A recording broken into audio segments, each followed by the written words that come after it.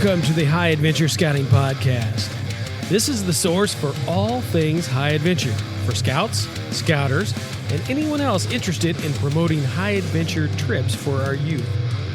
You can find all kinds of great high adventure options for your scouts at highadventurescouting.com. We are constantly updating the list of cool trips, and we want your input on your best trip.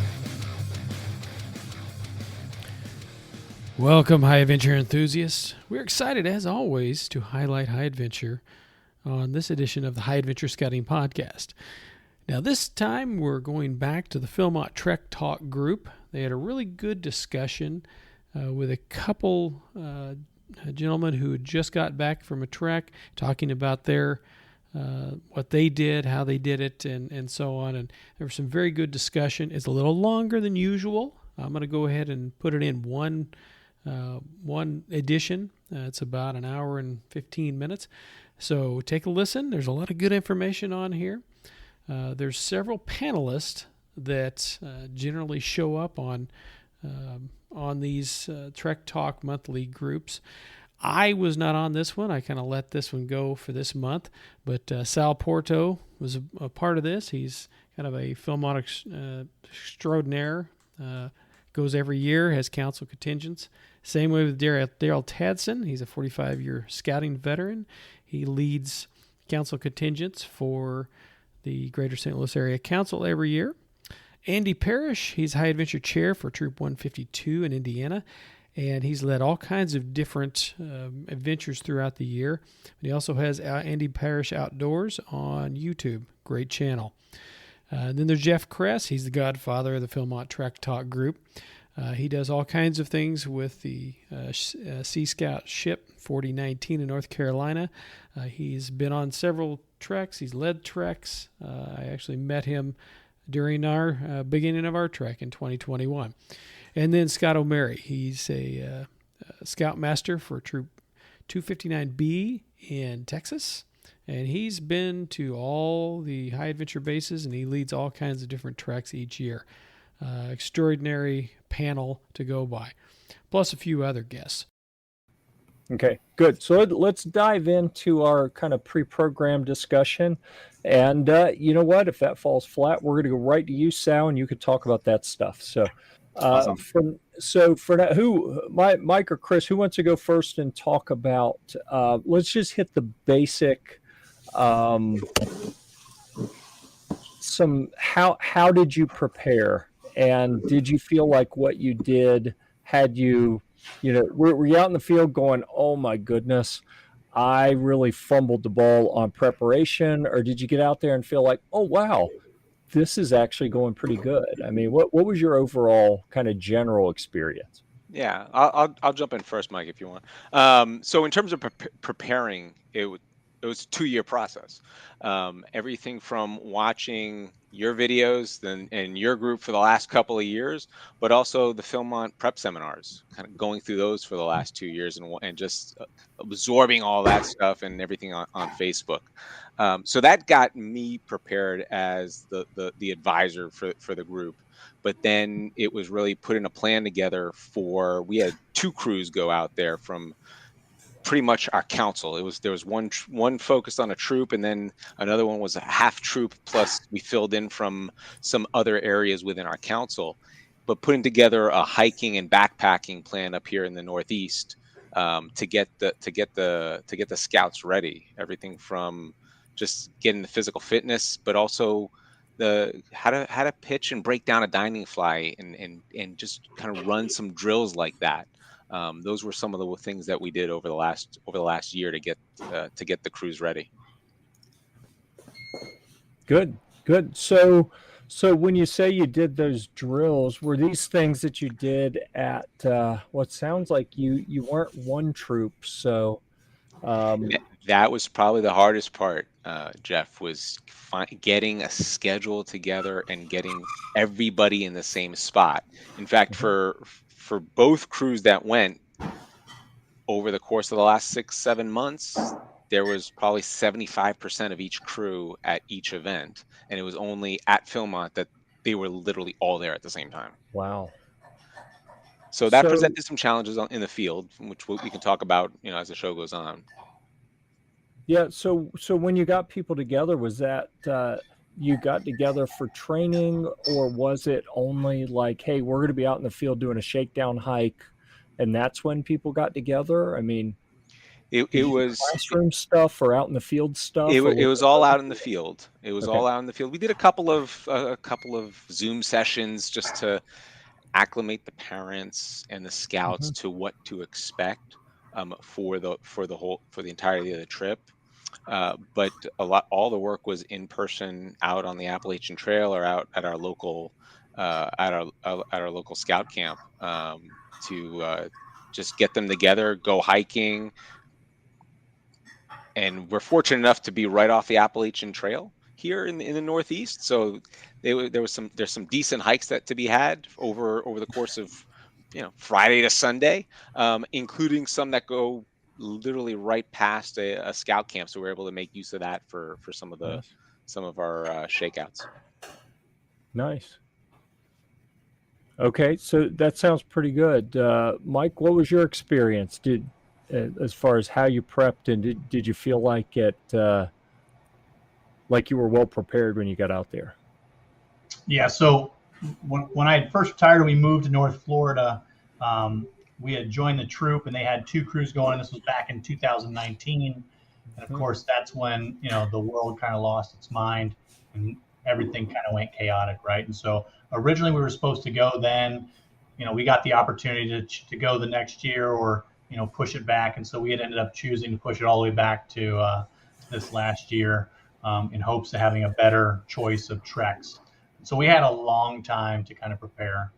We did a lot of just normal backpacking stuff, and once we kind of got in that 6-month window, we really started to kind of buckle down what we were doing. The real challenge we had was the ebb and flow of the troop and the members of our treks, right? So I mean, boys aged out, parents pulled out, they were giving up spots, and so about 4 months out, we kind of solidified our crews, and we got kind of scared, and we used the Philmont page to actually solicit some other adults to come, because there was one point where we only had 2 adults for 2 treks, right? And we were able to find some adults, and then one of them stepped back up and said, "Hey, you will go." So about 4 months out, we had our crews kind of assigned. We had 2, I'll call transplant scouts, that came and joined the crew, and real good young men, and then 1 adult that came with them too. And so we did 4 major shakedowns the 4 months ahead. The first 2 were just kind of simple Saturday morning, 8 o'clock to 3 o'clock shakedowns, going over gear, what is good gear. We brought our scales out. So we had a bathroom scale, right? We had a kitchen scale. We had a luggage scale. We started explaining kind of the importance of choosing the right gear that's going to work for them, choosing gear that's going to have more than one purpose, and then just kind of running around, playing with the gear, making sure it fits, making sure it's the right size. If not, encouraging them to get memberships at large stores that will allow you to return stuff within a year and test stuff out and really put it through the ringer. And then we had 2 kind of major shakedown weekends, where we went to the highest spot in North Florida, which is about 200 feet above sea level. And we really couldn't do the physical part. I will tell you, walking from Metcalf up to Horse Camp was a struggle. And that's when you're going from about 6,000 to about 8,000 feet, I think, in one day. And we really did it in one afternoon. And it was a eye opener, even for somebody as experienced as me that's walked for 20 years as an infantryman. Once you turn around that hill, and there's another hill, and there's another hill, and there's another hill, right? And those switchbacks kind of get you. I don't think we did enough here physically to prepare. And it's a challenge, because we did go to the only spot we could find in Florida that had 600 feet of elevation change. And so for us, we did a real good job, kind of the same thing, playing with our gear, making sure that we knew how to set up a rain fly in multiple different fashions, right? Making sure we knew how to lick our bowls clean, making sure that we were carrying the lightest gear that the boys could afford, and making recommendations on, hey, you can go buy a Fossil kit, right? Or you can go buy a Taco Bell burrito bowl, and you can still walk away with a 1-ounce plate, right? So we were just doing stuff like that for about 4 months, pretty serious prior to. And yeah, that's about the most time that we spent, besides just kind of, every meeting and a couple backpacking trips here and there, but really buckled down the last 4 months. So for both you guys, when you got out on the trail, I didn't hear of any like disasters or anything like, oh my goodness, how did we fail to prepare for this? You feel like, but did either of you have anything pop up like that, or you feel like you were pretty well covered? I'll go first this time, Chris. I mean, for my treks, we were probably over prepared when it comes to gear, right? I am a gear lover. I buy way too much gear. I have, I got this expert hat because I bought so much junk from OR that they decided to just throw in some free swag. And so for us, we ended up taking probably too much gear. And I have multiple sets of like full camp out kits. I have a kit that's 80s. That was all the gear that I wanted when I was a kid, right? And it's sitting back there, and it's old Kelty sleeping bags, a Peak One backpack, a Peak One stove, all that stuff that was cool 20 years ago. And then I have like all the newest swag now, where it's Dyneema tents and quilts and ultralight everything, and it's still heavy gear when you're packing it all for Philmont. So we probably had way too much stuff, and we're over prepared for those situations. We could have done a lot lighter, and I probably will next time, is just do better at taking less stuff, right? Right. For our crews, I felt the scouts were prepared. They had all the right gear. They're what I'll say, perhaps the common mistakes that got made along the way.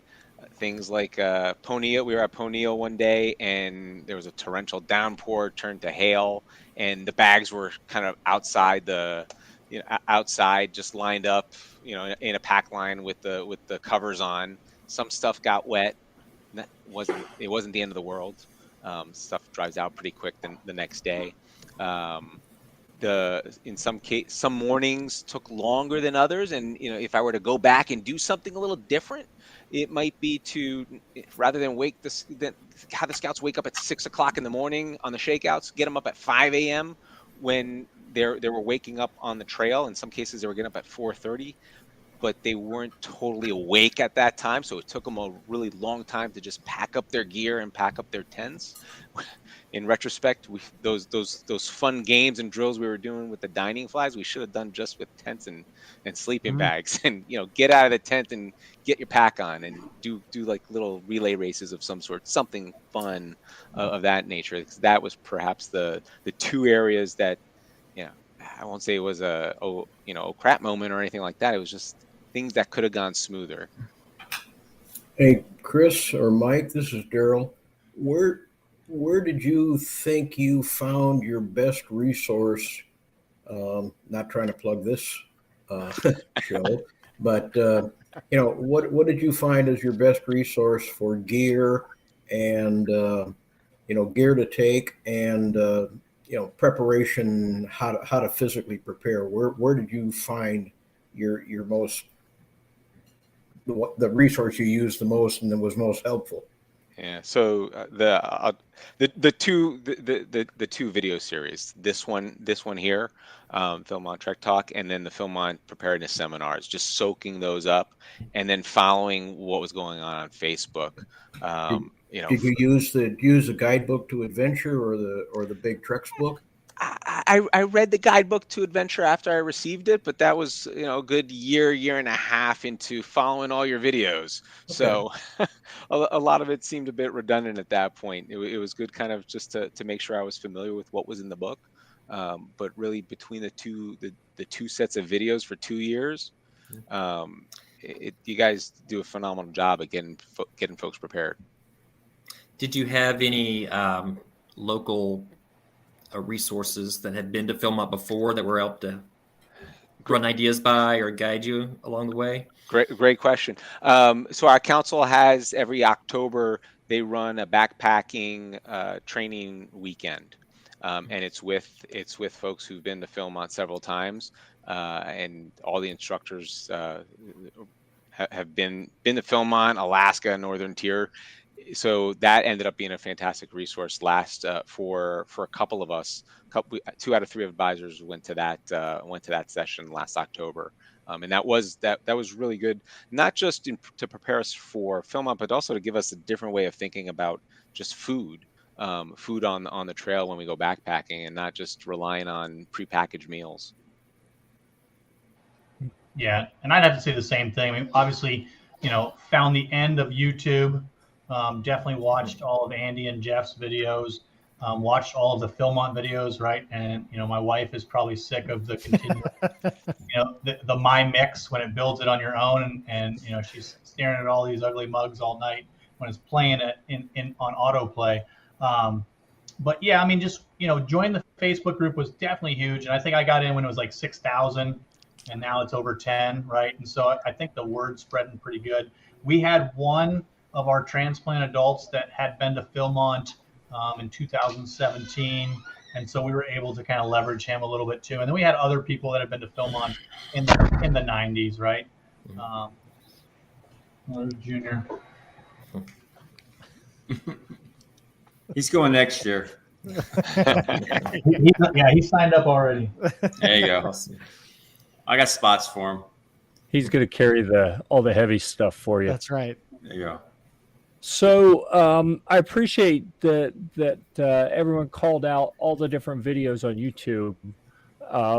As the self-declared president of the Andy Parrish Outdoors fan club, I fully agree. Go check out all Andy's videos. He's got a lot of good stuff on there, and I'd like to think that I've got some decent videos up there as well. I can tell you that Andy and I both kind of focus on gear, and I absolutely heard loud and clear there that I think part of the theme of what I heard so far is maybe more focus on gear than on some of the other aspects.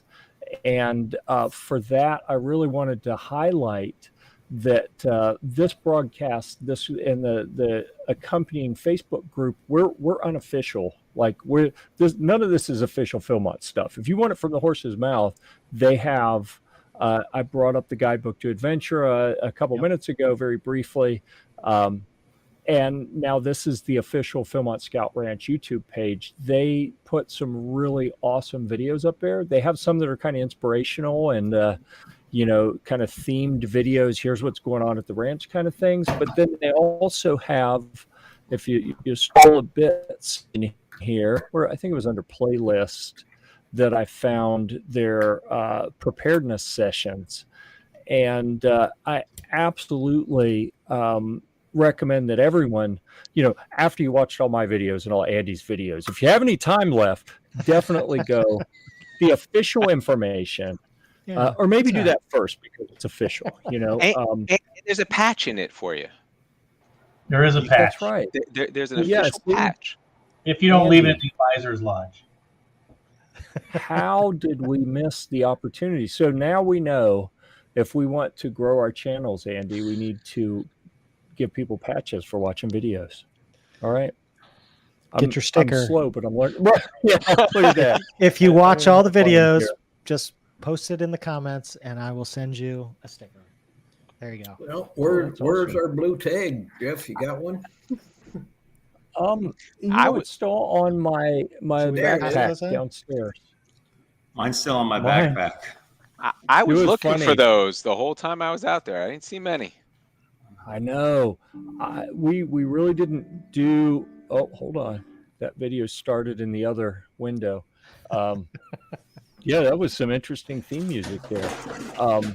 Mine, and I have to laugh since Scott's here. Scott hadn't been on these chats as much lately. He's had other adventures, but because he wasn't there at Philmont this summer, I took his blue tag and wore it the whole time I was there. The one that looks like that, says Scott on the back. I took a piece of blue painter's tape and wrote Jeff in Sharpie marker and put it right over Scott. But if you look at it right now, it's like SCEFF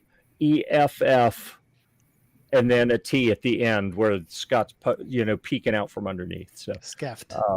but that's something we need to do a better job of next year, remembering to mention to people in the spring, hey, while you have a minute before you get in the last minute rush, see if you can find something blue that you can hang from the, like I wear a big floppy hat that has a string to keep it from blowing away.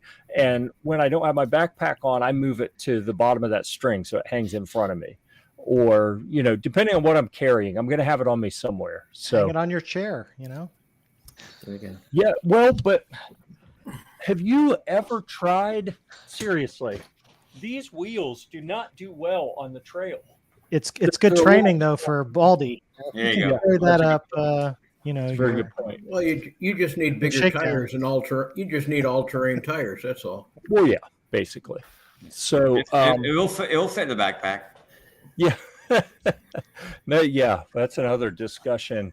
At some point, we're gonna have to do a show and talk about gear again. Which you know what? If anyone has any thoughts on when to do that, I'm thinking maybe October next month. Maybe we do something to wrap up the summer trek season, and then October we have like a gear extravaganza, so that people can put together their Christmas list, especially the scouts. They can get people to help chip in and get them some gear over the holiday season. Yeah, I said I was going to put that together, and when I think Andy came in and said, let's hear from the audience, I kind of set that on the side table for the agenda, but I'll get it out in the next week or so. I'm sorry. I apologize for having That's okay. all the good ideas. No. Maybe we ought to hit some of the questions. Yeah, absolutely. Okay. There's a few out there. Let's do that. So let me make sure I didn't miss as I'm scrolling. This, I think, is the first one that we hadn't talked about yet. So John has asked about going in about a year, 20 scouts adults going. Awesome. Jeff, why don't you back up? We had Joe in there earlier. Mm-hmm. Yeah, we talked about those. Yeah. So we're trying to decide between renting.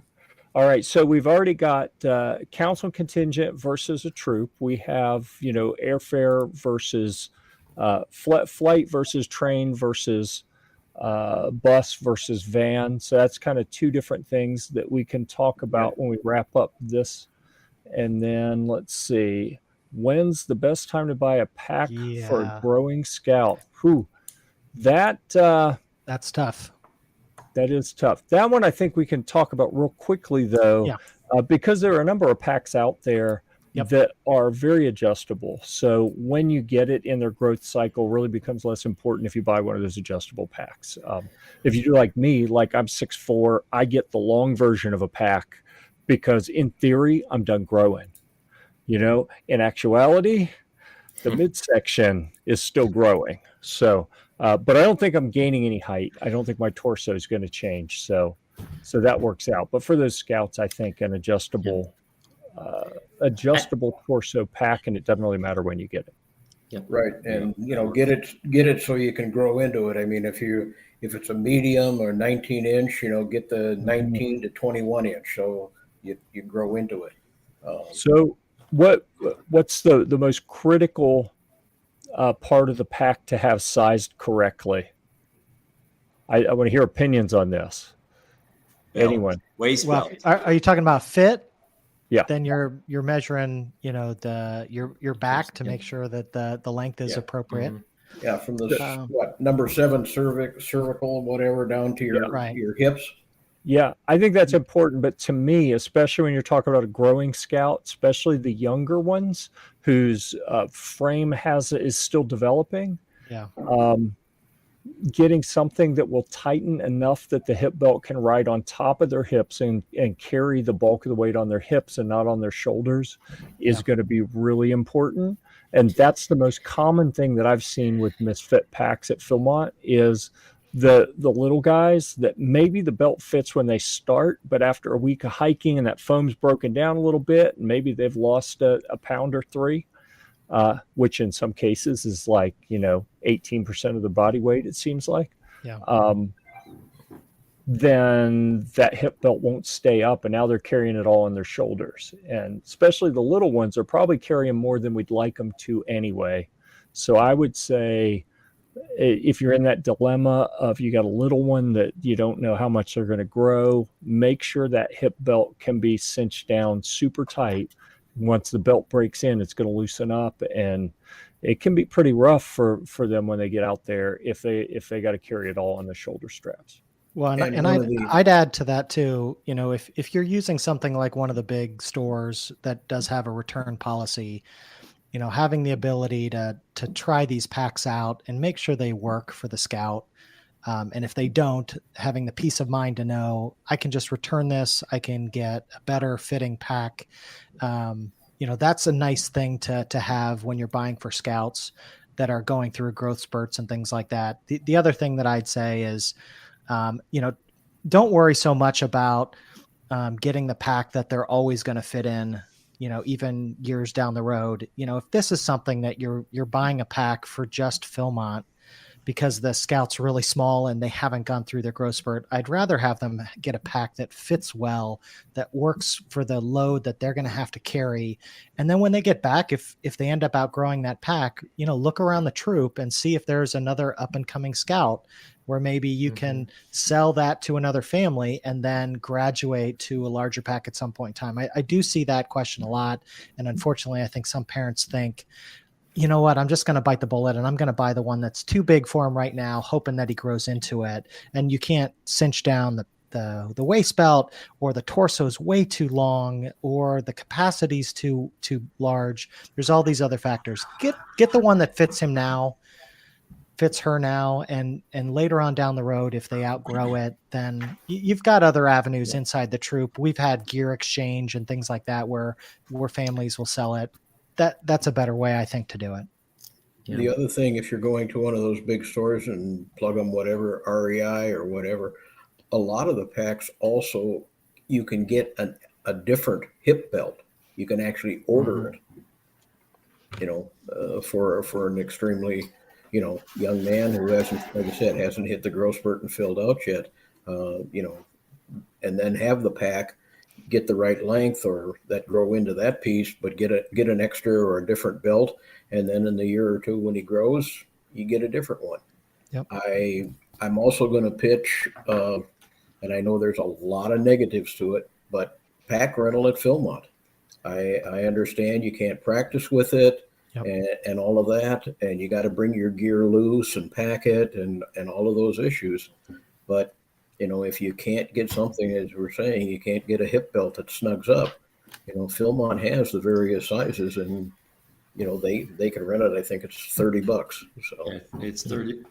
Yep. It's and 30 definitely bucks. Check with your troop or your unit or some neighboring units, because they'll have scouts that have been to Philmont recently. They're not going. You can probably borrow a pack for your scout, probably that they can use throughout this fall if they're planning for a trek next summer. Yeah. And then delay a pack purchase if you want to into the spring for your spring shakedowns. And I think a direct answer to John on when do you buy it, probably in the December, January timeframe, February, Christmas present, whatever. There isn't going to be, or there'll be some growth until June or July, whenever you grow. But I wouldn't be buying it now for a 23 trip. Right.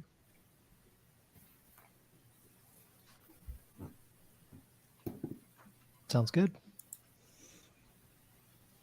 That's my cue to say something, isn't it? Yeah. Okay, so question. Yeah, I'm trying to find a link to send to someone who may want to join the chat, and I am unable to find it at the moment. Chris or Mike, the last question that's out there, something that people either forget or wish they had brought with them. Not going to throw a chair in here, but no, yeah. We actually do that with our rose thorns and buds, right? And we always call it a piece of kit I forget, and it's something that they wish they had, right? We would have definitely brought more Tyvek. I think Tyvek is an awesome thing, and then we would have brought an extra rain fly, only because when you're trying to set up tents in the rain and you have one rain fly and that's it, you need some sort of thing to protect the bags, and then possibly to set up your tents under the rain fly. You know, you can set them up as dome tents and then move them out to the location. We had a lot of rain, probably every other day, sometimes 2 days in a row.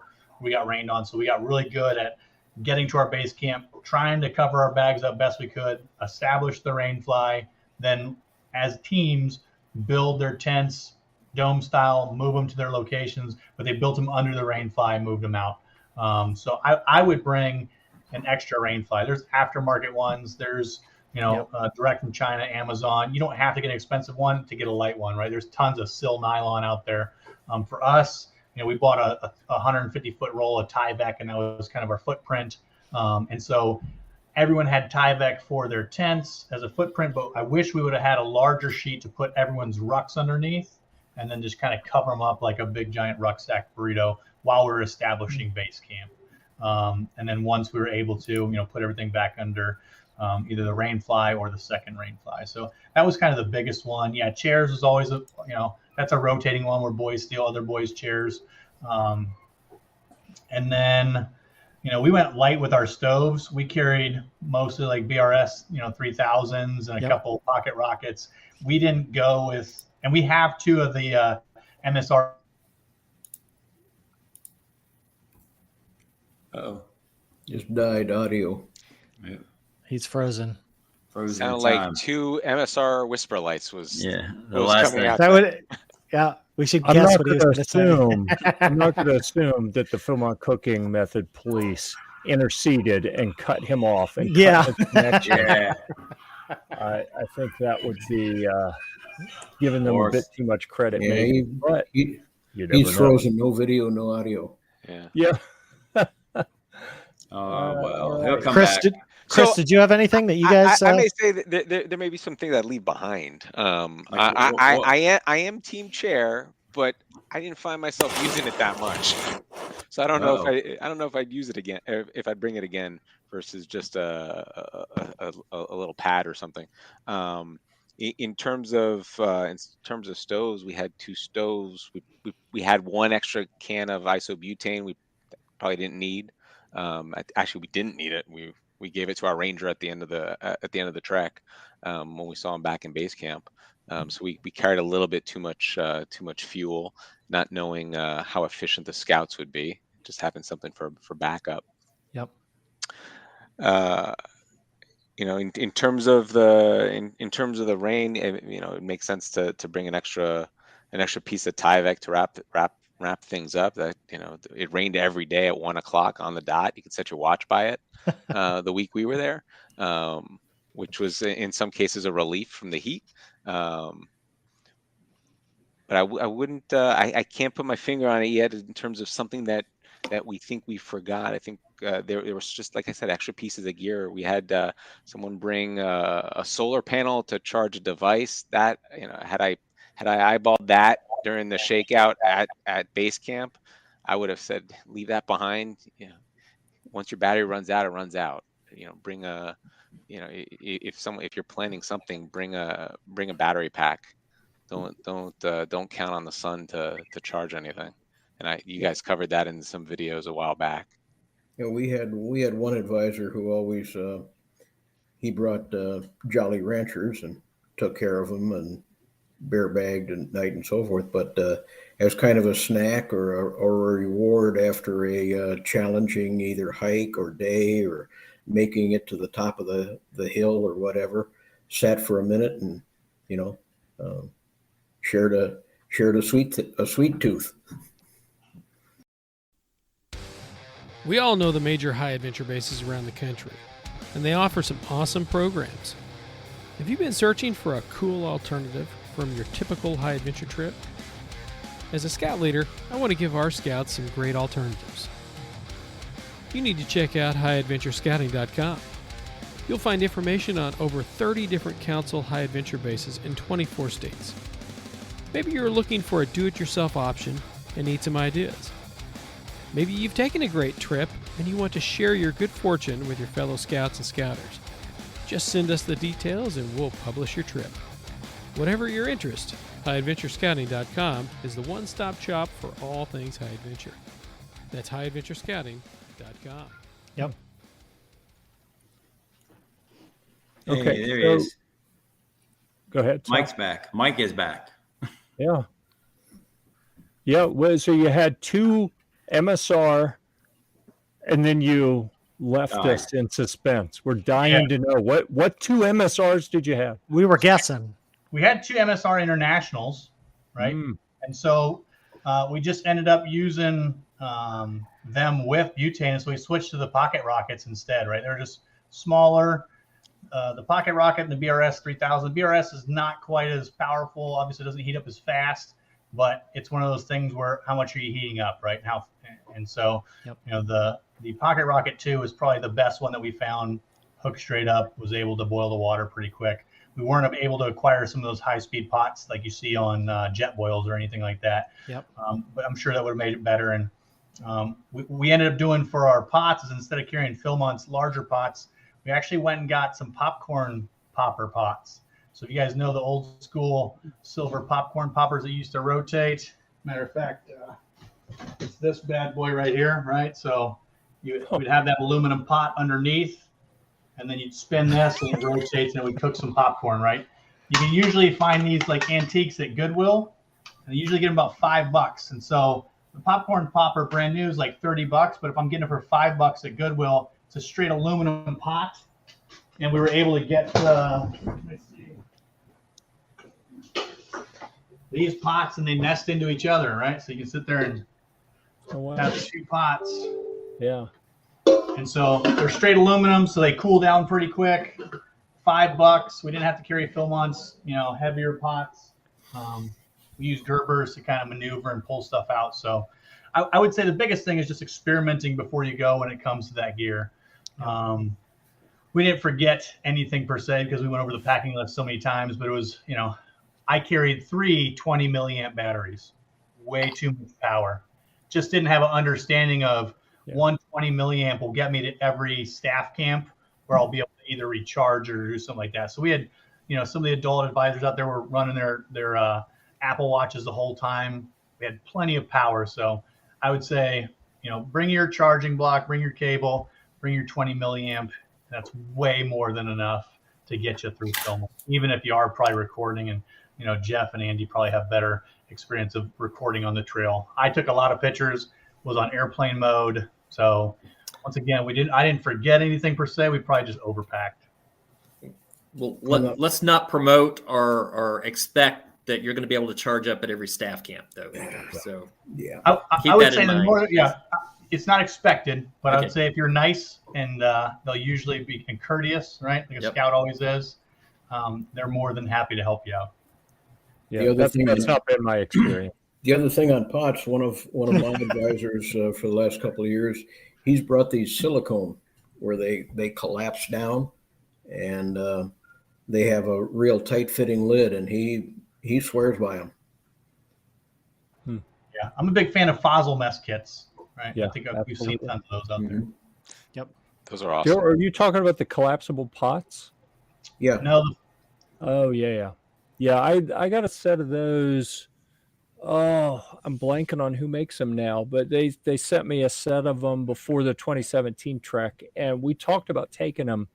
But in the end, there were some concerns about durability and absorbing smells and. This is a silicone walls, but metal bottom. Is that what we're talking about? Yep. Right. Yep. So I will put my 2 cents in on the silicone. Silicone is the only thing that we got mini bared while we were at Philmont, and so, and it was the third night. Somebody had their silicone collapsible bowl out there, and everyone had their fossils and titanium and all their other stuff. And the only thing that got butchered by the mini bears on our trek was those silicone collapsible bowls. So we ended up I don't know what he did with them at night. Whether he left them by the sump or ran them up in the bear bag, I don't know. But he's used them for 3 years, and that's all he's going to use. X-Pots is what they're called, right? I'm not sure of the brand name. Yeah, that's what I'm thinking. Anyhow, that's why we didn't take them, is someone had told me that that many bears love to get into them. So you pretty much have to run them up in the bear bags, and they really want you to put your pots over by the sump, and it's like one more thing to go up in the bear bag. Maybe we just won't. So at the last minute, we pulled the plug on that idea and went with the metal ones. And I'm still on the fence on that. But also they were, for the capacity, they were a little on the heavy side. So that made it a little easier for me to not do those. But they're super intriguing. Yeah, Mike, the question out there is, balancing a larger pot on the pocket rocket. Any problems with that? Yep. So we actually ended up building little tripods that were just made out of coat hanger and metal straws that we fabricated, and so we created a triangle that was able to hold up the width of the pot. And if you guys have seen me on the the Facebook page at all, if I'm not 3D printing something, I'm either out in the garage trying to fabricate it, or I'm definitely a geardo when it comes to just trying to make my own or test out stuff that's out there. So we fabricated, and I actually saw it on the page where somebody else made them out of coat hangers, steel straws from Walmart, and just created a wider base. So we didn't have an issue with anything tipping over. Yeah, the pocket rockets will probably support more than the BSRs will. The BSRs are pretty small, pretty lightweight. You can put a large cup on it, typically. But if you're going anything larger than that, the Pocket Rocket 2 will be better. Yep. And then you might have to have something else to support it if you're going even bigger than that. Pocket Rocket's great for a small pot and make coffee. Yeah, absolutely.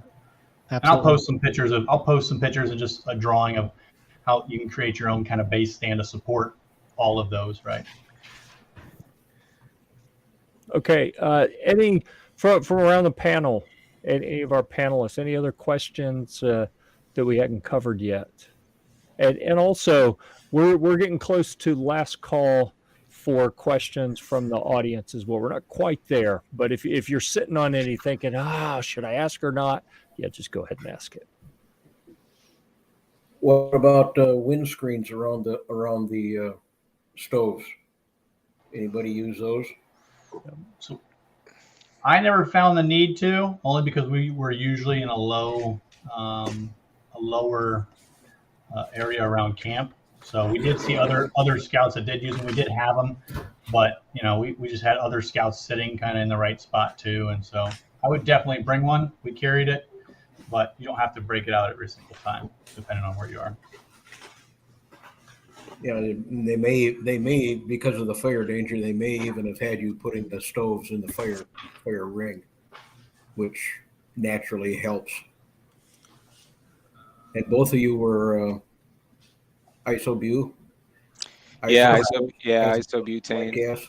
Yeah, isobutane. I'm the white gas guy. And we ended up using it's a $17 stove off of Amazon that was recommended by one of the guys who'd been to Philmont before in our council. He'd use it. They used it without any problem, and worked fine. Every now and then the igniter you'd have to touch the igniter and adjust it, but it worked fine. And along with, like you said, the windscreen did a good job. And we use 3 medium cans, right? So you go to Walmart or REI or any of those big box stores, they usually got 3 sizes. The one that fits in your coffee cup, the medium one, and then the mega one that you can refill your other ones with. We use 3 of the mediums and 2 of the little ones for adult coffee. Mm-hmm. And that was on a 12-day trek. It's not too bad. Okay, so let's. I could talk gear all night, but we have another question here that I think is really interesting. So I'd like to hear when you got. You know what? I don't like the way the screen is set up. I'm going to switch things around so we can still see Mike, and I'll hide behind the little text down here. How long before your trip did you assign your crew leader, and are you happy with the timing of that? Yeah, that's a great question. That is a good call. I'll let Chris and Mike, since they're newbies. Yeah. Well, Let I have them a little go. problem with the word assign. I'll address that. Yeah, Yeah. Scott. So we didn't assign the crew leader. The crew voted for the There crew you go. leader. We did a call out. I think it was, so our trek was end of July. In January, we got everybody on a Zoom call, and we had them give a couple minutes speech of us. What role do you want, right? Between the three roles, we had the different scouts kind of stand up and say, talk a little bit about themselves and why they wanted that particular role, and then the scouts kind of did a kind of a hidden ballot in terms of who they wanted to elect for their crew leader. Now, we did that back in January, but again, remember what I said earlier. We had throughout the next few months, only 75% of the scouts in any given crew were showing up to the sessions. That included some of these youth leader roles, where we, between the different the different sessions, we either had a crew leader there or we didn't have a crew leader there. We had the Wilderness Gear there, it wasn't there, right? Chaplain's Aid was there, not there. There's that kind of constant juggle. Fortunately, between two crews, we usually had at least one set of leaders, youth leaders there. So Right. kind So of how the way did that play out time-wise? so kind of you So did did the same this thing work you out like okay? I mean, then and now it's like 6 months before the trek. That's when the leadership roles were identified and assigned. So you selected kind of like you do your patrol leaders and so forth, within the crew. And I think one thing would be also, when do you assign or elect or the crew leader and the leadership positions? Is the makeup of the crew? Is it, are they all from the same troop that they know each other? And is it a makeup where you're going to have to get them together a couple of times before they are comfortable with each other and go through the storming and norming and so forth, and who should be our leader? We don't know any of these people. Although sometimes it's like, tag, you're it. I don't want to be crew leader. Yeah, the one who's the guy who's not there. Right. And if I were to roll back the clock, doing it that way, Darrell, I think makes a lot of sense. Getting the boys together, do a couple of shakeouts together, and then go through that process, as opposed to for the crews where the scouts don't know each other, doing it up front just based off of their presentation. Yeah, and one thing we discovered, because we did have more storming than norming, right? And so, what we've discussed with our adult advisors is next time we do this, we're really going to try and go do some team building exercise prior to go out. Luckily, we have access to military installations. We can go to the leadership reaction courses, and it's kind of like an adventure for the boys to be able to go do something. But any of those kind of team building exercises that you do at Wood Badge or NYLT and stuff like that, we're going to have them do those together, and then at the end of that, they'll elect each other. Because sometimes it is, you got the big kid is 17 and he just assumes, and everyone else assumes that, hey, that guy should be in charge, when really maybe he's not the best candidate, and he just does it because he's kind of peer pressured into it. So that's one thing that we did notice, because other leaders did emerge throughout our treks, and sometimes they were kind of like the silent professionals, right? And they were the ones that were just being the good example. And so, we're going to try and incorporate that into our next kind of Philmont / sea-based kind of leadership for the youth. So it's not easy. If it was, and somebody else would do it. Here's a monkey wrench I'll throw in everybody. I had my crew leader signed, or he volunteered, and they said fine in January. Middle of May, he was in a car wreck, broke his leg. Now I lost my crew leader. Oh. So basically, we had a Zoom meeting real quick with everybody, got everybody on board. So look, he was there too, and he goes, "Look, guys, I'm not going to make it." So I said, "Okay, we need a new crew leader. Who's going to be it?" And it was like crickets. It was like none of the boys volunteered. I go, "Okay, we'll come back to that later." So at the end of our Zoom meeting, because it was, again, I do council contingent, so we did a couple of Zooms. I came back and said, "Okay, now if somebody is we need one." So finally one of the other boys stepped up to it and said, okay, if nobody else wants, it was like, nobody else wants it, I'll do it. That's how we kind of got into it. But he did a good job afterwards. He didn't want to do it, but since nobody else did it, he said, I'll do it. But you got to think about that every now and then too. That was the first time I ever lost a crew leader. So just think about that from that time.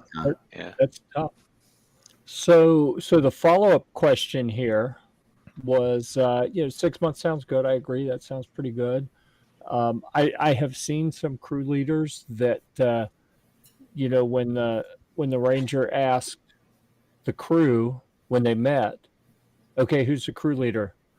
They got blank stares, like, oh, we thought you were going to assign one or something. So it's good. 6 months, I think, is a great time frame, assuming that you've had time for everyone to get to know each other.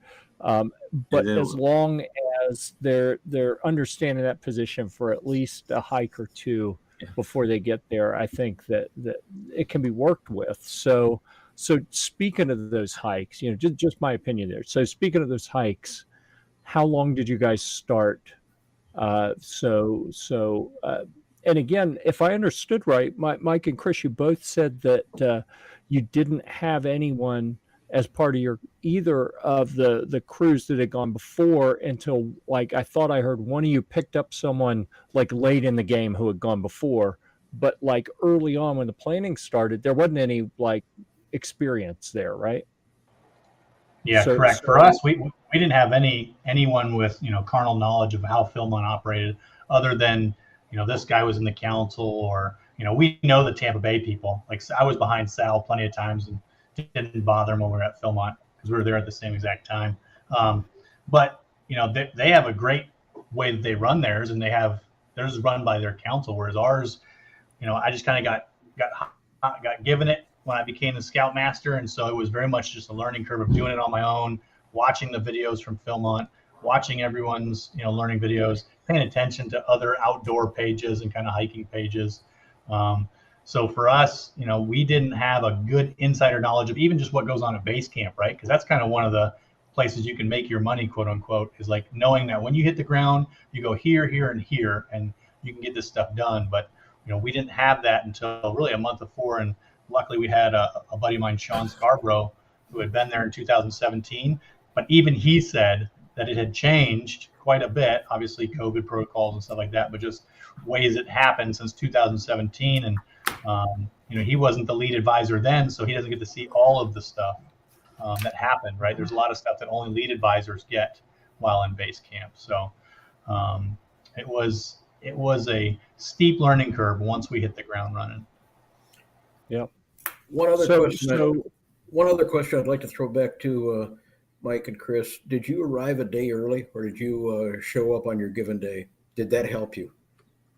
So we showed up in the area. We showed up in Denver the day before. We went through Blue Sky, did Red Rocks, and some of that, and then we showed up the day of down at Philmont the next morning. I was really questioning, when did you show up at the ranch?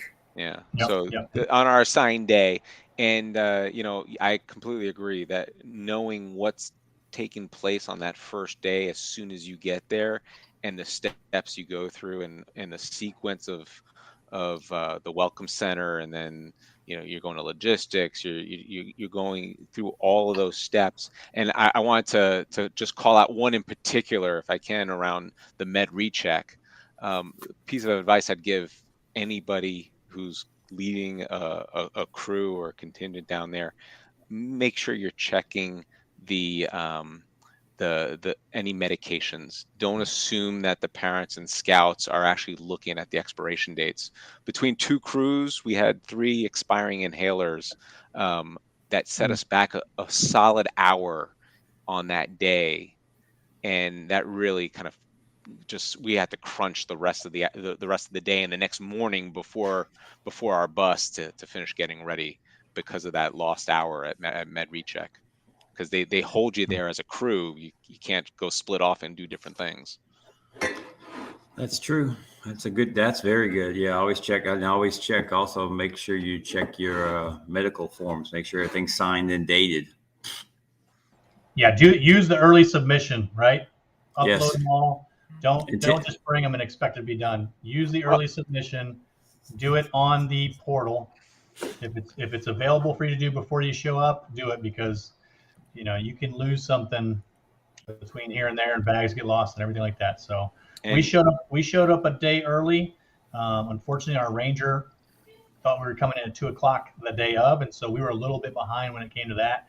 But we were still able to get through all of the in processing and getting gear issued and stuff like that without any real issue. I mean, it shouldn't be a stressful first day at all, because it's Philmont's, they've nailed the process down, and as long as the boys are halfway paying attention, you'll flow through without a problem.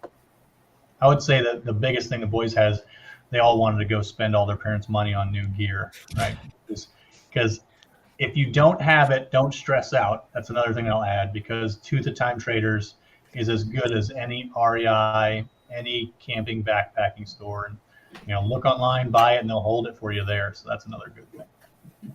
Yeah, that is a really good piece of advice. And I think a lot of parents worry about how much money should I send with them? How do I send it? And I don't think they realize that they can purchase things ahead of time and have it waiting. Yeah. So they don't even have to worry about the money. It's already done. The scout just goes and picks it up. Yeah, I totally believe that, a person could drive down there, walk into the Tooth of Time Traders and totally equip themselves and leave the next morning. Yeah, I don't know if you've ever been to a Buc-ee's before, but Tooth of Time Traders is like a Buc-ee's. It's got everything you need. Yeah. So, and that I remember very specifically on our 2017 trek, not being as impressed with, like, they had a lot of stuff, but they didn't have all the right stuff. And then I noticed last summer, when was it? I think it was 2018. I was out I was actually out at the NRA Center for a firearms industry event, and then went and did some interviews at Philmont, and noticed, wow, they're kind of filling out the store with some better gear. And then last year I noticed it was way better. And this year I was like, where did all the crap go? They used to have a bunch of things that I'd looked at and went, please don't sell that to someone to take out on the trail. Almost all of that's gone. And the stuff they have now, it's like all really good. I joked with Ashley, like, oh, wow. It's like you went and watched Andy's videos and put all of his recommended gear up here. They listen. Yeah, she didn't even say Andy too. She was like, yep. When should we start training hikes? As soon as you want to go to Philmont. Well, I would add, it depends on where you live. I'm getting ready for 2023. It's 110 degrees outside right now. I ain't hiking. You're not backpacking right now. Nope. Come on. But if you're up in New York, maybe you are backpacking right now. I ain't backpacking in Florida. No way. Yeah. I'm riding bikes. I'm doing indoor bikes. So we'll be doing. That's still training. That's it. We'll be doing indoor classroom type skills training series of classes here starting in September. We'll probably do our first shakedown hike in mid-October here in Texas. Yeah. And we'll probably squeeze in another one before the holidays, and then a couple in the spring. Yeah, I'm the different one. I'm the council contingent guys. So actually this year I have my 5 crews are pretty well set in stone.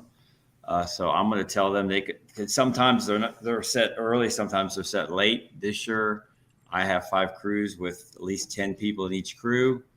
I'm going to tell them we have a meet and greet coming up in a couple of weeks, and I'm going to tell them they can start training anytime they want to. I mean, push it as soon as you can start training. What I do for me is I do the hiking merit badge for my crew. That is our training regimen. You want to train, you get the hiking merit badge. You make them all, you get the hiking merit badge, and then that's your patch you get for doing all the training. So Sal, clarify, you're doing the hiking, not the backpacking merit badge. Correct. Right? Correct. So you got a 20-miler in there you're trying to squeeze in. Yeah, it's easy. Okay. Okay. It's easy in Florida because everything's flat. So you could backpack with a 40-pound backpack in Florida. 20 miles is easy because it's all flat. And you can do it in one day. We do there's a state park down here that has a 10-mile loop. So we do it in the morning. We stop for lunch, and we come back and set up camp at supper time. And we do it in April, so it's perfect time to hike. Yeah, I think what's important when it comes to the prep is there's the physical aspect as a group and as individuals. So if it's too hot, if you can swim, do some type of physical fitness activity to get yourself prepared. But then what Mike was saying earlier about getting the crew to work together and get through some of that storming before you get to Philmont will make the rest of the trek so much smoother. I mean, they'll still storm, but there might be less of it. And you also get the chance to get those 3 leadership positions going. Yeah, those are important to make sure that they know what they're responsible for doing. Some of that stuff's written up in the guidebook to adventure. There are for the Wilderness Gear. I'll do a plug for the Leave No Trace trainer course. That whether you do it through the council or you do it through Leave No Trace, that's an excellent way to skill up a scout on how to do that, how to perform that role. Yeah, that's great information. Let's see. So we had a question about trekking poles. We hadn't talked much gear, and gear's kind of my thing. So I'm going to bring up something here to show you something I'm working on. It'll pop up here. There we go. So I think they've actually gone up a little bit. I think these were about $36 when I got them. Looks like early July. This set of carbon fiber trekking poles off of Amazon. I haven't actually used these yet. I took I was on a June trek last year and this year. So I got these after that trek, but I've done 3 treks with the their carbon fiber Cascade Mountain Tech. I've got a video on those and probably an article too on Gear Report if anyone cares to check those out. They may or may not be a couple dollars more than this, but I think I've got 2 or 3 sets of those that I've used and my son used, and actually I think I gave away a set to Keith that was on the 2017 trek. He kept that set, but mine after 3 treks, they don't look brand new, but they certainly don't look like they've got probably 400 or 500 miles on them. So we'll see how this set does. They still got the tags on them. I haven't been out and used them yet, but I think there are a lot of cheaper options for gear. That's something a path I've really been going down. Like, for example, I hesitate to even mention this. I'm going through a series of tent reviews now where the most expensive one is like $60. And I have 3 treks in a row taken a $700 ultralight backpacking tent. So this is like way out of my comfort zone. But I'm telling you, I'm about in love with one of them. The A-Toner 2-person trekking pole tent is amazing, and it's like $45 shipped. Now, I haven't put it up and taken it down 12 times or 15 times or 20 times to simulate a full round of shakedown hikes plus a full trek, but it's really impressive. And I heard mentioned, Chris talked about taking a very inexpensive stove. I've got piles of budget stoves off of Amazon where the most expensive one's like $35, and I've yet to have a problem with any of them. So my thought on this is I don't care what it costs. I don't care what brand is on it. Get it out there and use it early on campouts and shakedown hikes and around the house if you need to, just to be sure that it's going to be reliable. And if you feel comfortable after using it a while, then maybe consider if you want to take a chance on it. I'm still kind of hesitant on a backpack, and that's something I've had because I review gear for a living. I get offered a lot of stuff to review, and I've still turned down every one of the Chinesium backpacks that's been offered. I am a bit reticent to go there, but I don't know. I say that I did get a one Tigris one last year that was really nice, just a little small. So I think short version of that is, as long as you test it well and are comfortable with it, yeah, sure. Yeah, then don't be afraid to fix stuff, right? Just because you do break something, the benefit of getting, say, a Chinese or Amazon pair is that you can usually find that hardware at Home Depot or Lowe's or order replacement pieces, right?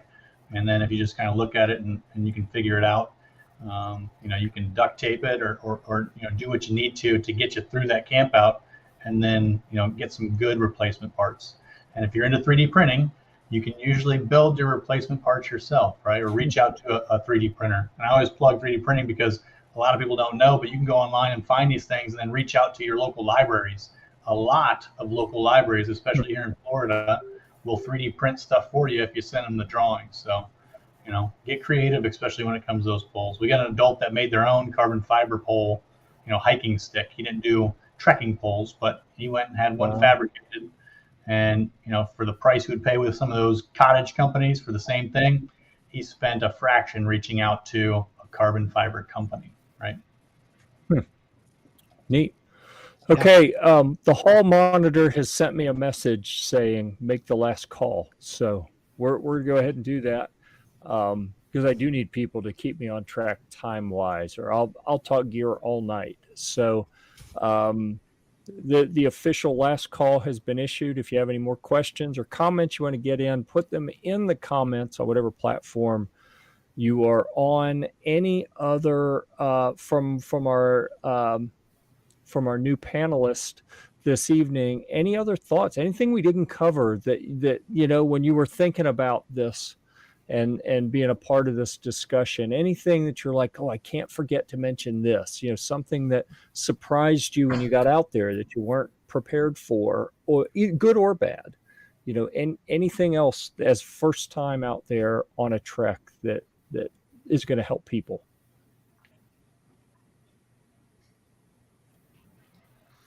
So I'll say the thing that surprised me, and maybe I could have missed it across all these videos and everything that I've read, but having the day pack with your water and your rain gear as soon as you get off the bus, that's with you the whole time you're walking around base camp, wherever you are around base camp, at the opening campfire, closing campfire, you're going to need that no matter what. Yeah, and for me, it was just, do as much as you can, and if the boys say they don't want to go do something, try and encourage them to go do it, because, a lot of times they'll want to sit down and they don't want to go to this other program or compete in this thing that they, might seem simple, or go and participate in, say, the night shows at the staff camps and stuff like that. Prod them, get them up, get them over there. 9 times out of 10, they're going to enjoy it. They're going to buy into it. They're going to have fun. And then encourage them and kind of, reward them with praise when they do, and we're not a big singing troupe.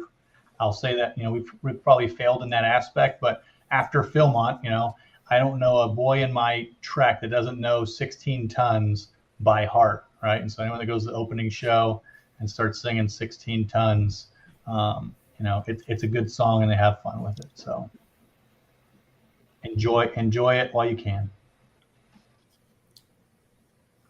Yeah, that's the whole point, is we want everyone to enjoy their trek, get the most out of it possible. It's a special place out there, and the better prepared people are when they get there, the better frame of mind and more time they're going to have to enjoy everything, all the amazing stuff out at Philmont. So thank you to everyone on the panel, especially our I hate to call you newbies. I think we could say newbies before you went on the trek. Now that you have been on a trek, it doesn't feel right to call you newbies. We'll say new to the panel. So thank you so much for being here. I know I appreciate it. Thanks to our veteran panelist for being here and really just kind of keeping me from saying things that would get me in trouble. So you guys are very good supervisors in that regard. Let's see. We got a few more. Another thing that I would throw out.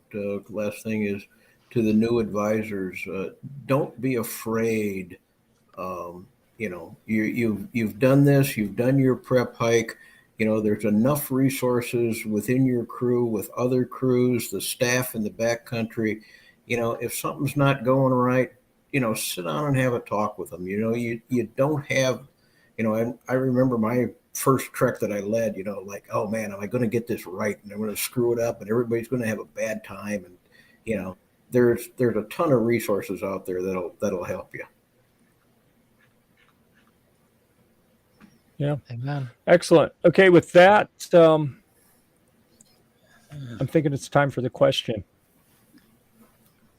Yeah, I think it's time to shut it down. Is anyone not ready? One quick one, John Bollinger out there, direct message me. I can help you on that train travel since you're in Missouri. Yep. And anybody wants to know about air travel,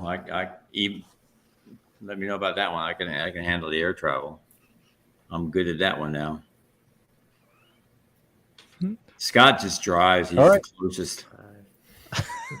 Yep. He can walk there almost. Yeah. That's his training hike. That's his training hike.